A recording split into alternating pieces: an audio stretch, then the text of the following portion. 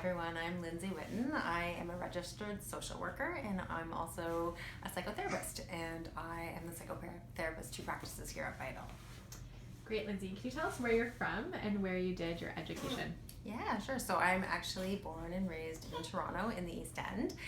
I did my undergrad starting at McGill and then popped out west to Simon Fraser University and actually traveled around Southeast Asia and went to school in Thailand. Finished my university credits there, and after a few more years of traveling, I came back and I did my master's degree in social work at U of T. Wonderful. Can you tell us, Lindsay, what brought you into pelvic or women's health in general? Yeah, so it probably wasn't a direct route, but in amongst my earlier life of doing my undergrad and traveling around, I also ended up working a lot with women and children.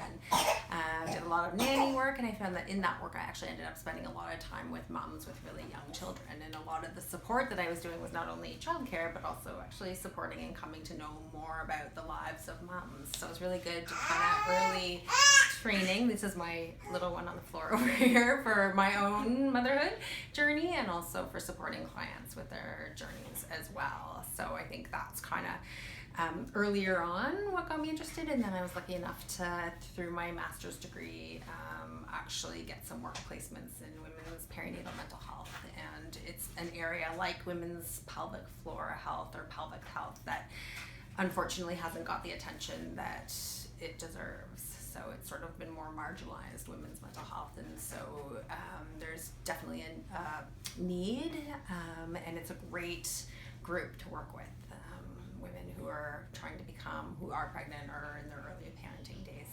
Great. Yeah. Can you tell us your favorite part about working here at Vital? There's a lot of things I love about working with Vital.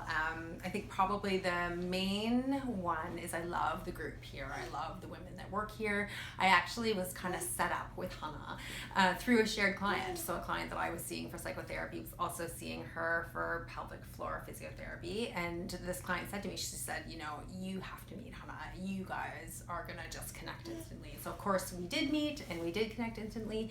I think we both share, along with the other clinicians here, real passion for women's health and really treating the whole woman, that kind of holistic approach that we are really looking at her whole world.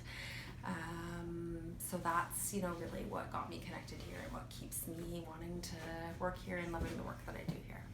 Great. Lindsay, can you tell us your number one tip for clients?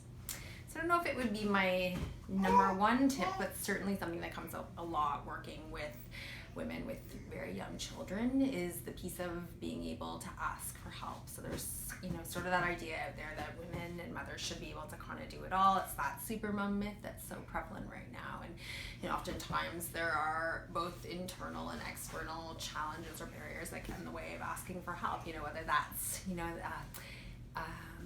the external stuff and not having people that you can ask or that you trust to kind of go to help you, or some of the internal ones like feeling ashamed that you have to ask for help, feeling like you're not doing a good enough job, sometimes a bit of anxiety or a hard time kind of letting go of a little bit of control. So I think sometimes those are some of the themes that come up in therapy, but certainly when you can kind of work through some of that to get help, it's just so essential, because we can't as mothers do it all, right? We need to be able to rely on others, and it's a skill actually to be able to ask for help. So that's something that comes up a lot with a lot of the women that I work with, and for myself too, right?